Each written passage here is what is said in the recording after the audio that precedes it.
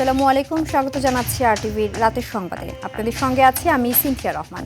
শুরুতে জানিয়ে দেব mercantile bank সংবাদ শিরোনাম।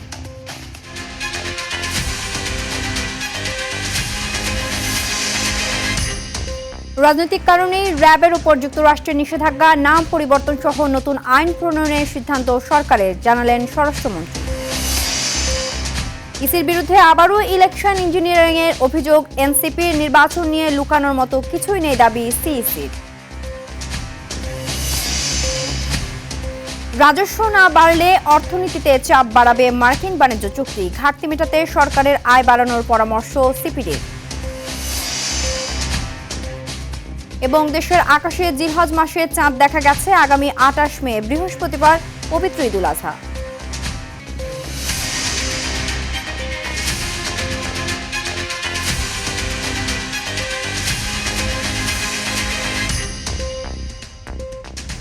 দর্শক শুনছিলেন মার্কেন্টাল ব্যাংক সংবাদ শিরোনাম, এবার বিস্তারিত। ফ্যাসিবাদী সরকারের সময় র্যাবকে তাদের নিজেদের কাজে ব্যবহার করেছে বলে মন্তব্য করেছেন স্বরাষ্ট্রমন্ত্রী সালাউদ্দিন আহমদ। বলেন, র্যাবকে এলিট ফোর্স হিসেবে পরিচালনার জন্য নতুন আইন প্রণয়নের সিদ্ধান্ত নিয়েছে সরকার, যেখানে স্বচ্ছতা ও জবাবদিহিতা থাকবে বলে জানিয়েছেন তিনি। র্যাব সদর দপ্তরে 22তম প্রতিষ্ঠা বার্ষিকীতে কথা জানান স্বরাষ্ট্রমন্ত্রী। র্যাবের উপর মার্কিন যুক্তরাষ্ট্রের দেয়া স্যাংশনের কারণ ছিল রাজনৈতিক, তবে এলিট ফোর্স হিসেবে নাম পরিবর্তন করা হলে যুক্তরাষ্ট্র এই নিষেধাজ্ঞা তুলে দিতে পারে বলে মনে করেন স্বরাষ্ট্রমন্ত্রী। সাকিবুর রহমানের রিপোর্টে বিস্তারিত। দেশের অভ্যন্তরীণ সন্ত্রাস, অপরাধ, জঙ্গি দমন সহ আইনশৃঙ্খলা পরিস্থিতি নিয়ন্ত্রণে 2004 সালে গঠিত হয় র্যাপিড অ্যাকশন ব্যাটালিয়ন র্যাব। প্রতিষ্ঠার পর থেকেই সুনামের সাথে কাজ করে আসছিল বাহিনীটি। তবে বিগত আওয়ামী লীগ সরকার রাজনৈতিক হাতিয়ার হিসেবে ব্যবহার করে বাহিনীটিকে। এরপর 2021 সালে র্যাব ও তার 6 কর্মকর্তার উপর মানবাধিকার লঙ্ঘনের দায়ে নিষেধাজ্ঞা আরোপ করে মার্কিন যুক্তরাষ্ট্র। আওয়ামী লীগ সরকার পতনের পর র্যাবকে বিলুপ্তির কথা তোলে বিভিন্ন রাজনৈতিক দল।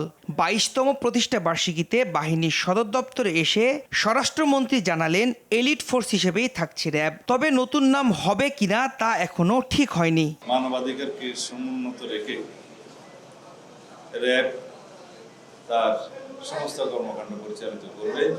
একটি নতুন আইন প্রণয়নের উদ্যোগ নিয়েছি। এলিট ফোর্স হিসেবে একটা বাহিনী থাকবে। র্যাবের নাম আবার রিনেম করব কিনা এখনো চিন্তা ভাবনার বিষয়, সরকার বিবেচনা করছে। র্যাবকে রাজনৈতিক হাতিয়ার হিসেবে ব্যবহার করার কারণেই নিষেধাজ্ঞা দেয়া হয়েছিল বলে জানান সালাউদ্দিন আহমদ। র্যাবের উপরে যে স্যাংশনটা আমেরিকা ইম্পোজ করেছে সেটা এখনো বহাল, কিন্তু আমরা যদি এলিট ফোর্স হিসেবে একটা নতুন ফোর্স রিনেমড করি বা রেজ করি, সেখানে হয়তো তারা বিষয়টা পুনর্বিবেচনা করবেন, সেটা আশা করা যায়। তো এখন অনেক কিছু বাকি আছে, দেখা যায়। কিছু কর্মকর্তার কারণে র্যাব ক্ষতিগ্রস্ত হয়েছে, তবে তার দায় বাহিনীর উপর পড়তে পারে না বলেও উল্লেখ করেন স্বরাষ্ট্রমন্ত্রী। কিছু কর্মকর্তার কারণে প্রতিষ্ঠান হিসাবে র্যাব ক্ষতিগ্রস্ত হয়েছে। সাকিবুর রহমান, আরটিভি, ঢাকা। 2026-27 অর্থ বছরের জন্য 3 লাখ কোটি টাকার বার্ষিক উন্নয়ন কর্মসূচি বা এডিপি অনুমোদন করেছে সরকার। এডিপির মধ্যে দেশজ উৎস থেকে দেওয়া হবে 1,90,000 কোটি টাকা, আর 1,10,000 কোটি টাকা প্রকল্প সাহায্য হিসেবে পাওয়া যাবে। এডিপিতে স্থানীয় সরকার বিভাগ, সড়ক পরিবহন ও মহাসড়ক বিভাগ, স্বাস্থ্যসেবা বিভাগ এবং মাধ্যমিক ও উচ্চ শিক্ষা বিভাগের সর্বোচ্চ বরাদ্দ দেওয়া হয়েছে। আরও জানাচ্ছেন তহিদুর রহমান। রাজধানীর শেরেবাংলা নগরের এনইসি সম্মেলন কক্ষে অনুষ্ঠিত বৈঠকে সভাপতিত্ব করেন প্রধানমন্ত্রী ও এনইসি চেয়ারপারসন তারেক রহমান। সভায় সরকারের মন্ত্রী প্রতিমন্ত্রীরা উপস্থিত ছিলেন। সভায় 2026-27 অর্থ বছরের বার্ষিক উন্নয়ন কর্মসূচি এবং 5 বছরের জন্য কৌশলগত আর্থিক পরিকল্পনার কাঠামো নীতিগত অনুমোদন দেয়া হয়।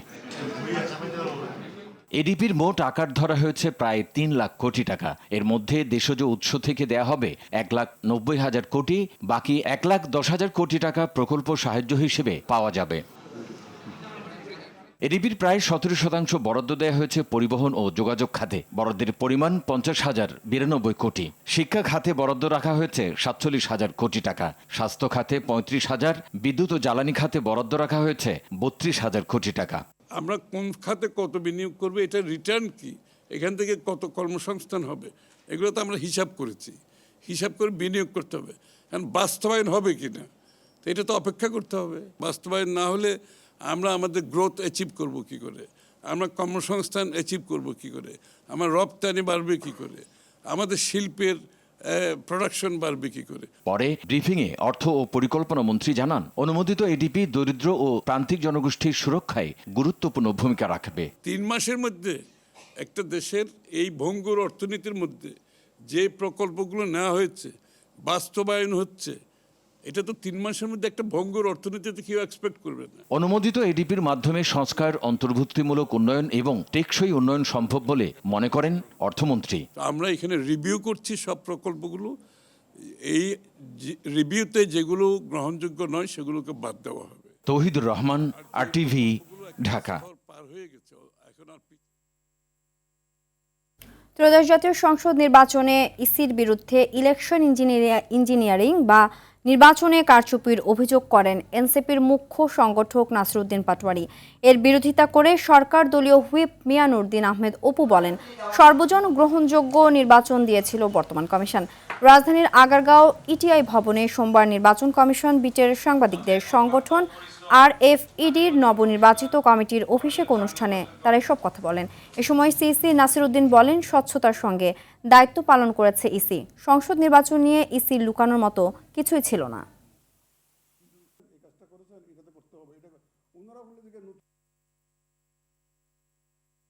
কিভাবে ডিসি অফিসে নগ্নভাবে একটা ইলেকশনারি ইঞ্জিনিয়ারিং করতে পারে সেটা সাক্ষী এই বাংলাদেশ দেখেছে। এই নির্বাচন কমিশনে যারা এই নির্বাচনে নেতৃত্ব দিয়েছেন তাদের বিচারে ইনশাল্লাহ ভবিষ্যতে আমরা বাংলার মাটিতে করব, এবং সাথে সাথে লোকাল গভর্নমেন্ট ইলেকশনে যদি এর থেকে কোনো বাজে পরিস্থিতি হয় সেটার বিরুদ্ধে আমরা শক্ত হাতে প্রতিবাদ করব। আমরা যতটুকু সম্ভব যে আপনাদেরকে ফ্রিডম দেওয়ার চেষ্টা করেছি, বিকজ আমাদের কিছু লুকানোর নাই, তো আমাদের লুকানোর তো নাই। অলমাইটি নোজ আমরা তো একটা সিরাতুল মুস্তাকিমের মধ্যে ছিলাম। অনেক আমার মনক্ষুণ্ণ হয়েছে, বড় বড় নেতা ফোন করেছে, আমি ফোন ধরি নাই। নতুন সরকারের প্রথম বাজেট শুরু হচ্ছে উচ্চাকাঙ্ক্ষা দিয়ে বলে মনে করছে এসডিজি বাস্তবায়নে নাগরিক প্ল্যাটফর্ম বাংলাদেশ। রাজধানীর একটি হোটেলে জাতীয় বাজেট আলোচনায় এমন মন্তব্য করা হয়। এ সময় আসছে বাজেটে 1,40,000 কোটি টাকার ঘাটতি হতে পারে বলে জানান বক্তারা। তারা বলেন, 6,95,000 কোটি টাকা রাজস্ব আহরণের যে লক্ষ্য ধরা হচ্ছে তাও বাস্তবসম্মত নয়। ঘাটতি মেটাতে সরকারের আয় বাড়ানোর পরামর্শ গবেষকদের। আরও জানাচ্ছেন আব্দুর রহিম। নতুন সরকারের প্রথম বাজেটে ঋণের সুদ পরিশোধে প্রায় 1,40,000 কোটি টাকা বরাদ্দ রাখা হচ্ছে। নাগরিক প্ল্যাটফর্মের সংলাপে তথ্য জানান সিপিডির ফেলো ডক্টর মুস্তাফিজুর রহমান। একটা দেশের উপরে শূন্য শুল্ক থাকবে আর একটা দেশের উপরে থাকবে না, এই জটিল প্রশ্নগুলো কিন্তু চলে আসবে। সিপিডির আশঙ্কা, কর ফাঁকি বন্ধের পাশাপাশি প্রযুক্তির সঠিক ব্যবহার নিশ্চিত করতে না পারলে আগামী অর্থ বছরে প্রায় 1.5 লাখ কোটি টাকা রাজস্ব ঘাটতি হতে পারে। আহরণ করবেন সম্পদ বা যে ব্যয়টা করবেন সেটার উৎকর্ষতা বাড়ানো যায় কিনা, যেহেতু সম্পদ কম আছে আপনি এফিসিয়েন্সি বাড়াতে পারবেন কিনা। আর একটা হলো আমার ক্যাপাসিটি টু রিফর্ম, আমি সংস্কার করার জন্য আমার সক্ষমতা তৈরি হচ্ছে কিনা। এ সময় অর্থনীতির স্থিতিশীলতা, মূল্যস্ফীতি কমানো, কর্মসংস্থান সৃষ্টি সহ মানুষের জন্য গুরুত্বপূর্ণ বিষয়গুলো বাজেটের আলোচনায় আসছে না বলে জানান এই অর্থনীতিবিদ। আপনি যে বাজেটটা করছেন এটা আসলেই বাস্তবসম্মত হচ্ছে, নাকি আপনি অলৌকিক একটি প্রাক্কলন করে, অর্থের প্রাক্কলন করে তার উপরে আপনি ব্যয় কাঠামো দাঁড় করাবেন এবং পরবর্তীতে এটা যদি না মেলানো যায় তাহলে তখন রাতের বেলা টাকা ছাপিয়ে আবার মূল্যস্ফীতিকে বাড়াবেন। অর্থাৎ এই বাজেটের ফলে মূল্যস্ফীতিকে স্থিতিশীল করা যাবে, এই বাজেটের ফলে বিনিয়োগ বাড়বে, সুদের হার কমবে, এই বাজেটের ফলে আপনার কর্মসংস্থান হবে যুব সম্প্রদায়ের এবং একই রকমভাবে জনকল্যাণের কাজগুলো হবে। এই নিশ্চয়তা প্রত্যেকেই এইখানে চাচ্ছে। এছাড়া এবারের বাজেটে পিছিয়ে পড়া মানুষকে বেশি প্রাধান্য দেওয়া হচ্ছে বলে জানান সমাজ কল্যাণ মন্ত্রী। কালেকটিভ এফোর্ট নিয়ে আমাদের সবারই দৃষ্টিভঙ্গি যে আমরা আমাদের পভার্টি লেভেলটাকে মিনিমাইজ করা, আমাদের মানুষের জীবন মানের উন্নয়নকে ধরে রাখা। আসছে বাজেটে কালো টাকা সাদা করার সুযোগ না রাখা ও সামাজিক নিরাপত্তা জোরদারে ফ্যামিলি ও কৃষক কার্ডের সুবিধার আওতায় আনার তাগিদ দিয়েছে নাগরিক প্ল্যাটফর্ম। ইনক্লুসিভ সিচুয়েশনে যেতে চাই। আব্দুর রহিম, RTV, ঢাকা। আসছে বাজেটে সরকারের সামাজিক নিরাপত্তা কর্মসূচির আওতায় সুবিধাভোগীর সংখ্যা বেড়ে দাঁড়াবে প্রায় 3,63,00,000 এ খাতে ব্যয় ধরা হচ্ছে প্রায় 35,708 কোটি টাকা। এর ফলে মূল্যস্ফীতি কমে আসবে বলে আশা করছেন প্রধানমন্ত্রীর অর্থ পরিকল্পনা উপদেষ্টা ডক্টর রাশেদ আল মাহমুদ তিতুমির। তবে সামাজিক খাতে বরাদ্দ বাড়ালে অর্থনীতিতে যেন জটিলতা তৈরি না হয় সেজন্য বিভিন্ন কার্ড প্রদান প্রকল্পকে পাইলট প্রকল্প হিসেবে নেওয়ার পরামর্শ বিশিষ্টজনদের। তহিদুর রহমানের আরও একটি রিপোর্ট। একটি কল্যাণমুখী রাষ্ট্র ব্যবস্থার জন্য বাজেটের সামাজিক নিরাপত্তা খাতে বিএনপি তার রাজনৈতিক ও অর্থনৈতিক রূপরেখা তুলে ধরতে চায়। উদ্দেশ্য অসহায় ও বয়স্ক নাগরিকদের সুরক্ষা প্রদান, দারিদ্র্য মানুষের সংখ্যা কমানো। আসছে বাজেটে সামাজিক খাতে বরাদ্দ হতে পারে 1,30,000 কোটি টাকা। সুবিধাভোগীর সংখ্যা হতে পারে 3,63,00,000 মানুষ। চলতি অর্থবছরে 2,60,00,000 মানুষের জন্য ব্যয় হচ্ছে প্রায় 21,701 কোটি টাকা। নারী প্রধান 41 লাখ পরিবারকে ফ্যামিলি কার্ড দেওয়ার কথা বলছে সরকার। ব্যয় ধরা হয়েছে 12,000 কোটি টাকা। পর্যায়ক্রমে 1,61,00,000 পরিবারকে এর আওতায় নিয়ে আসার পরিকল্পনা সরকারের। 42 লাখ কৃষক কার্ডের জন্য 1,062 কোটি টাকা বরাদ্দ দেয়া হবে। 62 লাখ মানুষকে আনা হবে বয়স্ক ভাতার আওতায়। খেতাবপ্রাপ্ত বীর মুক্তিযোদ্ধা, শহীদ মুক্তিযোদ্ধা পরিবার, যুদ্ধাহত বীর মুক্তিযোদ্ধাদের ভাতা বাড়ানো হবে। অপরিবর্তিত রাখা হবে সাধারণ মুক্তিযোদ্ধা ভাতা। জুলাই অভ্যুত্থানে শহীদ পরিবার ও আহতদের ভাতা বাড়ানো হচ্ছে। ধর্মীয় প্রতিষ্ঠান, খাল খনন ও বৃক্ষরোপণ কর্মসূচির আওতায় উপকারভোগীর সংখ্যা 17,784 জন থেকে বাড়িয়ে 2,56,666 জন করা হবে। আসছে বাজেটে ধর্মীয় নেতাদের সম্মানে বাড়ানো হবে। চলতি অর্থবছরের খাল খনন কর্মসূচির আওতায় 26,67,000 মানুষ রাখা হয়। আগামী অর্থবছরে এই সংখ্যা 34 লাখ করা হবে। এসব কর্মসূচির মাধ্যমে মূল্যস্ফীতি কমে আসবে বলে আশা করছেন সরকারের কর্তা ব্যক্তিরা। কৃষি ঋণের মওকুফের কথা বলা হয়েছে, ক্ষুদ্র ঋণ মওকুফের কথা বলা হয়েছে এবং ফার্মার্স কার্ড এবং ফ্যামিলি কার্ডের কথা বলা হয়েছে। এর ফলে আসলে তার যে উৎপাদনের উপকরণ সেইটা তারা ঠিক সময়ে ক্রয় করতে পারবেন এবং উৎপাদন খরচ কমে গেলে পণ্যের দাম কমে যাওয়ার সম্ভাবনা। তবে অর্থনীতির কঠিন সময়ে বর্তমান সরকার দায়িত্ব নিয়েছে মন্তব্য করে বিশেষজ্ঞরা সামাজিক খাতে বরাদ্দ দিতে সাবধানতার পরামর্শ দেন। কার্ডগুলোর সম্পর্কে ব্যাপকভাবে ছড়িয়ে দেওয়ার আগে পাইলটিং করে এগুলোর উপযোগিতা বোঝা দরকার আছে। একটি কমন প্ল্যাটফর্মের আন্ডারে, একটি কার্ডের আন্ডারেই যাতে পরিবারগুলো সহায়তা পায় সেটি যেন চেষ্টা করা হয়, কেননা নতুবা যে পরিমাণ ডুপ্লিকেশন হবে, যে পরিমাণ লিকেজ হওয়ার সম্ভাবনা আছে সেগুলো বন্ধ করা দরকার। অনেক ধরনের রিডান্ডেন্সি আছে, মানে একই জিনিস হয়তো দুবার আছে। আমরা যদি এই 135টাকে ঢেলে সাজাতে পারি, কমিয়ে নিয়ে আসতে পারি, কমানোর সুযোগ আছে, প্লাস বেনিফিশিয়ারি টার্গেট এইটাকে মানে শুদ্ধ করতে পারি। এই 1,16,000 কোটি টাকার যে বাজেট আমাদের এই বছর ছিল, দেখা যাবে এই অ্যামাউন্ট থেকেই আমরা 12-14,000 কোটি টাকা সেভ করে আনতে পারবো, রিঅ্যালোকেশন করে। সামাজিক নিরাপত্তা খাতে বরাদ্দের বড় অংশ খরচ হয় অবসরপ্রাপ্ত সরকারি কর্মকর্তাদের বেতন বোনাসে। তহিদুর রহমান, RTV, ঢাকা। একদিকে মৃত্যুর মিছিল, অন্যদিকে হাসপাতালে ভর্তির চাপ, এ যেন নিত্যদিনের স্বাভাবিক বিষয় হাম আক্রান্ত রোগীদের। সম্প্রতি সময়ে হাসপাতালে ভর্তি হওয়া অধিকাংশ শিশু পুষ্টিহীনতায় ভুগছেন বলে জানান চিকিৎসকরা।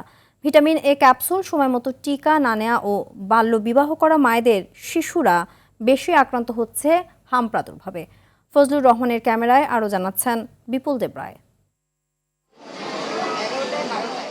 বাল্যবিবাহ, যা এক সামাজিক ব্যাধি, এটি কেবল মানব অধিকারের লঙ্ঘনই নয়, বরং একটি সুস্থ, স্বাভাবিক ও প্রগতিশীল সমাজের বিকাশে অন্যতম প্রধান অন্তরায়। অল্প বয়সে মা হওয়ার পর নবজাতকও অপুষ্টি নিয়ে জন্মায়। এই শিশুদের শরীরে হাম প্রতিরোধ করার মতো পর্যাপ্ত অ্যান্টিবডি থাকে না, যার ফলে মা ও শিশু উভয়েই জটিল স্বাস্থ্য সংকটে পড়ে। বর্তমান সময়ে হাম উদ্বেগজনক হারে বাড়ছে। রাজধানীর অধিকাংশ হাসপাতালে ভর্তি হওয়া শিশুদের মায়ের বিয়ে হয়েছে 18 বছরের নিচে। এমন চিত্র উঠে এসেছে RTVর ক্যামেরায়। তেমন একজন মহাখালী কোভিড বিশেষায়িত হাসপাতালে সন্তান নিয়ে ভর্তি হওয়া বরিশালের নাসরিন আক্তার কণা, যার বিয়ে হয় 14 বছর বয়সে। বর্তমানে তিনি 2 সন্তানের জননী। বিয়ে হয়েছিল তখন 14 বছর শেষ হয়ে 15 বছর রানিং এরকম। আমারও বয়স কম ছিল বিয়ের সময়, যার জন্য পুষ্টির কারণে তো হতেই পারে। শুধু কণা নন, তার মতো ফাহিমা, সালমা, জেসমিন সহ অনেক শিশুদের মার বিয়ে হয়েছে অল্প বয়সে। তাদের সন্তানরাই বেশি হামে আক্রান্ত হয়ে হাসপাতালের বিছানায় কাতরাচ্ছেন। 17 বছর বয়সে প্রথম বেবি আপনার 4 বছর হয়েছে, এখন এ বাবুর বয়স হয়েছে 2 মাস 23 দিন। আমি টিকা দিল হেগো হাম হয়, না দিল হেগো হাম হয়, নাহলে যে আমার বাচ্চারা আমি টিকা দিছি কেন হাম হয়েছে ওর। অপ্রাপ্ত বয়সে বিয়ের ফলে জন্ম নেওয়া বেশিরভাগ শিশু ডায়রিয়া, নিউমোনিয়া ও হামের মতো জটিল রোগে আক্রান্ত হয় বলে জানান এই বিশেষজ্ঞ চিকিৎসক। বয়সের আগে যেটা বিয়েটা, যেটাকে আমরা বাল্যবিবাহ বলি, সেটা কিন্তু অবশ্যই বড় ফ্যাক্টর। সেক্ষেত্রে মা তো নিজে অপুষ্টির শিকার, এবং আমরা কিন্তু এরকমই পাচ্ছি হাসপাতালগুলোতে যে মা অপুষ্টির শিকার এবং বাচ্চা অপুষ্টির শিকার। যে বাচ্চাটা ডায়রিয়া থেকে শুরু করে নানা সমস্যা আগে থেকে থাকে, ওই বাচ্চা যদি হাম হয় ঝুঁকিটা অনেক বেশি। মাকে যদি একদমই অল্প বয়সে বিয়ে দেওয়া হয়, সে মা নিজের যত্ন নিবে নাকি বাচ্চা যত্ন নিবে। তিনি আরো বলেন, জটিল রোগ থেকে বাঁচতে শিশুদের পুষ্টির দিকটি অধিকতর গুরুত্ব দিতে হবে। নেবুলাইজ, স্যালাইন ও ইনজেকশনের সুইয়ের সাথে যুদ্ধ করছেন হামে আক্রান্ত শিশুরা। চিকিৎসকরা বলছেন, পুষ্টিহীনতার কারণে অধিকাংশ শিশু এই হামে আক্রান্ত হয়েছে। তাই সুস্থ ও সবল শিশু গড়ে তুলতে হলে মায়েদেরকে আরও বেশি যত্নশীল হতে হবে বলে মনে করছেন তারা। বিপুল দেবরাই, RTV, ঢাকা। দেশের আকাশে 1447 হিজরি সনের পবিত্র জিলহজ মাসে চাঁদ দেখা গেছে। আগামী 28 মে বৃহস্পতিবার দেশ জুড়ে পালিত হবে মুসলিমদের সবচেয়ে বড় ধর্মীয় উৎসব পবিত্র ঈদুল আজহা।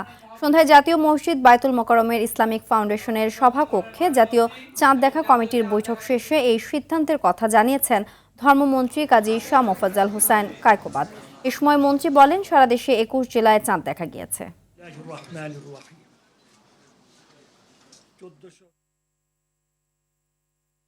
বাংলাদেশ আবহাওয়া অধিদপ্তর মহাকাশ গবেষণা দূর অনুধাবন প্রতিষ্ঠান হতে প্রাপ্ত তথ্য নিয়ে পর্যালোচনা করে দেখা যায় যে বাংলাদেশের আকাশে পবিত্র জিলহজ মাসের চাঁদ দেখা গিয়েছে। আলহামদুলিল্লাহ। ক্রিস কোলম্যানের সাথে চুক্তি হচ্ছে না বাফুফের। এজেন্ট ফি নিয়ে সমঝোতা না হওয়ায় ওয়েলসের সাবেক কোচের সাথে আলোচনা থেমে গেছে। তবে আগামী 5 জুন সান মারিনোর বিপক্ষে ম্যাচকে সামনে রেখে 24 মে জাতীয় দলের ক্যাম্প শুরু হওয়ার আগেই নতুন বিদেশি কোচ ঢাকায় আসবেন বলে জানিয়েছেন বাফুফের সভাপতি তাবিত আউয়াল। এদিকে একই সময় ফেডারেশন কাপের ফাইনালের ভেন্যু নিয়ে তৈরি হওয়া জটিলতা নিয়ে কথা বলেছেন তিনি। ফুটবলের স্বার্থে 2 পক্ষের সমঝোতায় যথাসময়ে মাঠে গড়াবে ম্যাচ। 15 মে আমরা কিন্তু ডিসিশন নিয়ে ফেলেছিলাম যে কোন কোচকে আমরা অ্যাপয়েন্টমেন্ট দিতে যাচ্ছি। আনফর্চুনেটলি সেই জায়গাটাতে আমরা যখন ফাইনালি সব করতে গিয়েছি, তখন একটা জায়গায় আমাদের ডিসএগ্রিমেন্ট দাঁড়ায় যায়। সেটা ছিল মাঝখানে যে একজন এজেন্ট ছিলেন, সেই এজেন্ট ফিটা দাবি করে বসলো from Bangladesh football federation side. অ্যামাউন্টটা মুখ্য বিষয় না, বিষয়টা হলো নীতি অ্যান্ড বিষয়টা হলো rules. Bangladesh football federation, at least আমি ব্যক্তিগতভাবে অতীতেও কোচ নিয়োগে জড়িত ছিলাম। কোনো জায়গায় কিন্তু আমরা অন্য কারো এজেন্ট ফি, উকিলের ফি বা রিপ্রেজেন্টেটিভ কোনো খরচ আমরা কখনো দিই নাই। রাতের সংবাদ এ পর্যন্তই। মধ্যরাতের সংবাদ 1টায় দেখার আমন্ত্রণ রইল। ধন্যবাদ সবাইকে।